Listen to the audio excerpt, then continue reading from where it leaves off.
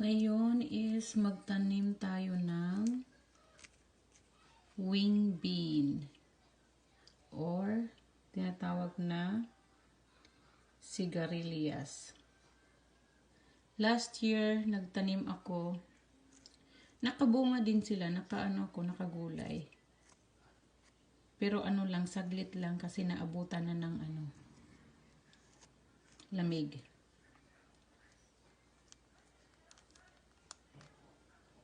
Naabutan na ng lamig to. Meron na ako doong 6 ata yun na meron ng mga dahon.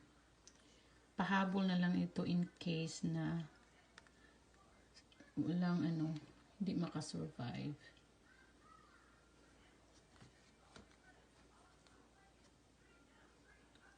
Kasi yung taniman dito is May, mga 3rd week ng May or even after Mother's Day. May tayo ito. Nag-sprout na siya. So, lagay na lang natin dyan.